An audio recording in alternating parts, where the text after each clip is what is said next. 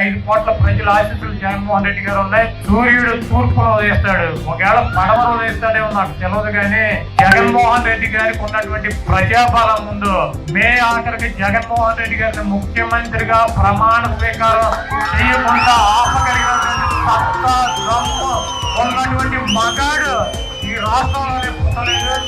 జగన్మోహన్ రెడ్డి గారు నమ్ముకుంది ఆ పైన ఉన్నటువంటి దేవుణ్ణి, ఇక్కడ ఉన్నటువంటి ప్రజల్ని. నేను మంచి చేస్తే నాకు ఓటేయండి అని చెప్పి దమ్ముగా ధైర్యంగా మాట్లాడగలిగినటువంటి ఏకైక ముఖ్యమంత్రి భారతదేశ చరిత్రలోనే జగన్మోహన్ రెడ్డి గారు.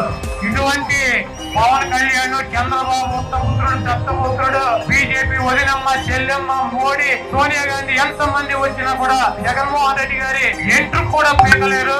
ఈ రాష్ట్రంలో జగన్మోహన్ రెడ్డి గారిని అధికారంలోంచి ఎంచగలిగినటువంటి శక్తి, సామర్థ్యాలు ఎవరికీ లేవు.